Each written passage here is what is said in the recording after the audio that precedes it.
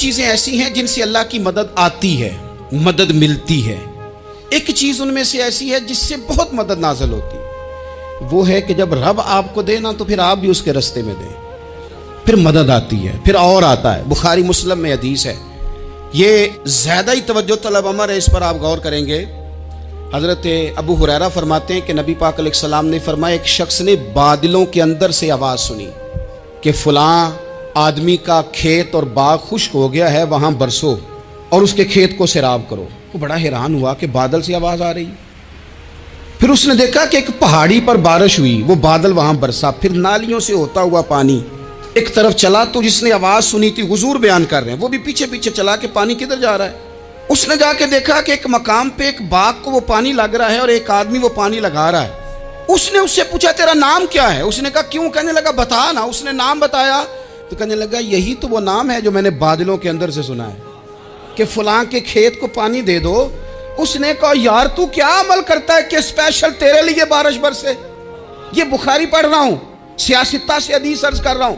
اس سے پوچھا تو کیا کام کرتا ہے کہ جناب اللہ تبارک و تعالیٰ کا حکم کرم آیا کہ خاص تیرے لیے پانی برسے اور تیرے کھیت کو سیراب کرے؟ تو اس نے کہا چھوٹا ذمہ دار ہوں، پر جب فصل اگتی ہے تو 3 حصے کرتا ہوں، ایک حصہ اپنے بال بچوں پہ، بہن بھائیوں پہ خرچ کرتا ہوں، ایک حصہ پورا، اور ایک حصہ دوبارہ کاشتکاری پہ لگاتا ہوں، اور تیسرا حصہ خالص میں نے مسکینوں، یتیموں اور غریبوں کے لیے رکھا ہوا ہے۔ وہ جو تیسرا حصہ اللہ کرے آپ سمجھے، وہ رب کے بندوں پہ تیسرا حصہ خرچ کرتا ہے نا، تو کریم مالک نے فرمایا جہاں سے غریب کا حصہ جاتا ہے وہ کھیت خشک نہیں رہنا چاہیے، وہ جہاں سے مسکین روٹی کھاتے ہیں وہ خشک نہ رہے، جہاں سے یتیموں کو کچھ آتا ہے کہیں اس کی فصل رہ نہ جائے۔ میں اور آپ بھی اگر اپنے مال میں مسکینوں، یتیموں، غریبوں کے حصے رکھ لیں گے تو فصلیں خشک نہیں رہیں گی، ان کے اندر تازگی آئے گی، نور آئے گا، کرم آئے گا، خاص کر خدا کی رحمت برسے گی۔ مدد اللہ سے چاہیں، اپنی توجہات کا مرکز رب رسول کی ذات کو بنائیں، پھر آپ محسوس کریں گے کہ بڑی جلدی اللہ تعالیٰ کی مدد آنے لگی ہے۔ کبھی آپ صرف کہہ دیں نا میرا رب میرے ساتھ ہے، اس لفظ میں اتنی طاقت ہے کہ دشمن ویسے زہر ہو جاتا ہے۔ زندگی میں کسی سے بھی لڑائی ہو، اچھی طرح سوچ لیں کہ اللہ اس طرف ہے یا اس طرف ہے۔ اگر آپ زیادتی پہ ہیں تو پھر رب مظلوم کی جانب ہے۔ اگر اللہ کی مدد آپ کے ساتھ ہے تو دنیا کی کوئی طاقت آپ کو گرا نہیں سکتی، اور اگر آپ مظلوم کے مقابلے میں ظالم بن کے آپ کھڑے ہو گئے ہیں اور آپ نے رویہ وہ اختیار کیا ہے کہ جس میں مدد نہیں آئے گی، تو پھر یاد رکھ لیں کہ آپ کوئی بھی ہیں، کہاں بھی ہیں، آپ کمزور ہیں۔ طاقتور تھے ابتدائے اسلام میں، ظاہری طاقت تھی کفار مکہ کے پاس، وہ ڈنڈوں سے مارتے تھے غریبوں کو، ان کے ہاتھوں میں ڈنڈے تھے، پر خدائی طاقت ان مظلوموں کے ساتھ تھی۔ صاحب زرقانی نے لکھا ہے، حضرت زنیرہ رضی اللہ تعالیٰ عنہ ایک لونڈی ہیں، غریب ہیں، ماڑے دا کی کام محمد نہ سجانا یا رونا، غریب سادی بی بی اور لونڈی کنیزہ، ایک مشرک کی کنیزہ تھی، انہوں نے کلمہ پڑھ لیا، وہ ڈنڈوں سے مارتا، دروں سے مارتا، تکلیف دیتا۔ حضرت زنیرہ رضی اللہ تعالیٰ عنہ کو اتنا مارا، اتنا مارا۔ اب آپ ایک اور پہلو پر بھی غور کریں، مار بھی پڑ رہی ہے پر خدا ادھر ہی ہے، اللہ کی مدد ادھر ہی ہے۔ رب کہتا ہے کہ پہلے تو صبر کرنا، ان اللہ مع الصابرین، تو صبر کرے گا تو پھر رب کی معیت ملے گی، ذرا ٹھہرنا، تو تھوڑا ڈٹنا۔ ان الذین قالوا ربنا اللہ ثم استقاموا تتنزل علیہم الملائکہ، تو کہے اللہ میرا رب ہے، پھر تو پہلے ڈٹ، پہلے تو نے ڈٹنا ہے۔ ثم استقاموا، جو ڈٹ گیا، تتنزل علیہم الملائکہ، ڈٹنے والے کے لیے مدد آتی، پہلے تھوڑا ٹھہرنا پڑتا ہے، پہلے تھوڑا صبر کرنا پڑتا ہے، حوصلہ کرنا پڑتا، اس کے بعد مدد آتی۔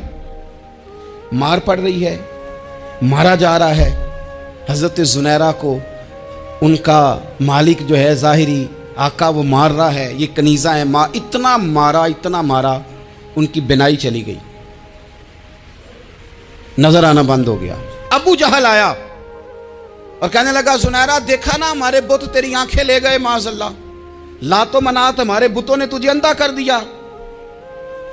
اب ایسا نہیں ہے کہ بی بی روتی جا رہی ہے مایوسی مایوسی معاذ اللہ پریشانی غریبی بڑی ہے پوچھنے والا کوئی نہیں، یہ باتیں نہیں.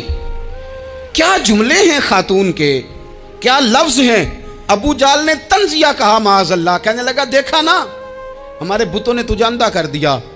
تو جناب زنیرہ آنکھوں کی بینائی گئی ہے اور رات کو گئی ہے، دکھ ابھی تازہ ہے، لیکن اللہ پہ جو توکل ہے، اپنے مالک سے جو رشتہ ہے وہ اتنا مضبوط ہے، اتنا طاقتور ہے، اس میں اتنی گہرائی ہے کہ حضرت زنیرہ بول کے نا اتنی قوت سے بولی، اتنی طاقت سے بولی کہ پورے کفر پر لرزہ طاری ہو گیا. فرمانے لگی تمہارے بتوں کی کیا اوقات ہے کہ میری بینائی لے جائیں، یہ میری رب کی حکمت کا تقاضا ہے. جب تک اس نے چاہا زنیرہ دیکھتی رہی، اور جب اس نے چاہا زنیرہ کی آنکھوں کی بینائی چلی گئی، اور اگر وہ چاہے گا نا تو بینائی واپس بھی کر دے گا.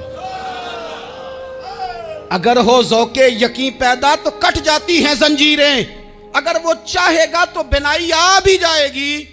حضرت زنیرہ نے رات کو یہ لفظ کہے، ابو جال اور سارے کفار ڈر کے سن کے چلے گئے. آپ اطمینان سے آ کے بستر پہ سوئی. جب سویرے اٹھی تو اللہ نے آنکھوں کی روشنی واپس کر دی تھی. آنکھوں کی اب چھڑی پکڑی ہے، بازاروں میں گھومتی ہے، کہتی ہیں بلاؤ کدھر ہے تمہارے نات و منات، دیکھو میرے رب نے روشنی واپس کر دی. آ کر میرے ساتھ ادھر آ ستمگر ہنر آزمائے، تو تیر آزما ہم جگر آزمائے. بیمار لوگوں یاد رکھو، کہہ دیا ڈاکٹر نے کہ تو بڑا بیمار ہے، تو بڑا کمزور ہے، یہ ہو گیا وہ ہو گیا، تو ڈاکٹر اپنے علم کے مطابق بات کر رہا ہے. ہوگا تو وہ جو میرا رب چاہے گا. کمزور ہو جانا، پریشان ہو جانا، تکلیف میں آ جانا، پتہ نہیں بات ہو گئی ہے تو جانے کیا ہو جائے گا. اپنی زندگی کے اندر اپنے رب سے رشتہ مضبوط کریں، رسول کائنات سے رشتہ مضبوط کریں، اللہ والوں سے رشتہ مضبوط کریں. حضرت زنیرہ نے پیغام دیا کہ زندگی میں جو جینا چاہتے ہیں تو وہ رب کا نام لے کے جی سکتے ہیں. جو اپنی زندگی میں خوشیاں دیکھنا چاہتے ہیں تو رسول اللہ کے نام پر خوشیاں دیکھی جا سکتی ہیں. توکل کی بنیاد پر بندہ خوشیاں لے سکتا ہے. اور اگر انسان میں توکل نہیں ہے تو پھر وہ اس کالے جادو سے بھی ڈر رہا ہے، وہ نیلے سے بھی ڈر رہا ہے، وہ پیلے سے بھی ڈر رہا ہے، وہ فلانے سے بھی ڈر رہا ہے، وہ میرے خلاف فلانا رشتہ دار سازش کر رہا ہے تو ڈر رہا ہے، فلانا میرے بارے میں یہ کر رہا ہے تو ڈر رہا ہے، وہ پتہ نہیں دنیا ادھر ہو جائے گی تو کیا ہو جائے گا. اٹھ باندھ کمر کیوں ڈرتا ہے، پھر دیکھ خدا کیا کرتا ہے. تو اس ساری گفتگو کا نچوڑ آپ کو یہ عرض کیا ہے. سب سے پہلے تو یہ کہ میدانوں میں مدد بھی اللہ کی، رزق میں مدد بھی اللہ کی، فصلیں خشک ہوں تو مدد پھر بھی اللہ کرے تو پھر ساری مدد، اور اگر انسان بیمار ہو تو پھر بھی مدد اللہ کی. تو اپنے اللہ کی جانب توجہ کو بڑھائیں، آپ اللہ سے مدد کے سوالی بنیں. ترمذی کی ایک حدیث ہے، میں آپ کو زندگی کا تجربہ بتاتا ہوں کہ جب میں بڑا پریشان ہوتا ہوں تو یہ والی روایت کھول لیتا ہوں، مزہ دیتی ہے. میرے نبی پاک علیہ السلام نے فرمایا اپنے دکھ سیٹھوں نوابوں کو نہ کہنا، مالداروں کا نہ کہنا، ورنہ اللہ تمہیں کبھی غنی نہیں کرے گا. فرمایا اپنے دکھ اپنے رب کی بارگاہ میں عرض کرنا، جلدی کرے یا دیر سے کرے اللہ تمہیں لوگوں سے بے نیاز کر دے گا، اللہ تمہیں غنی کر دے گا. رات کو بیٹھو نا اس کی بارگاہ میں، اسے دکھڑے سناؤ، چھوٹی چھوٹی باتیں. حضور نے فرمایا نمک بھی مانگو تو رب سے مانگو.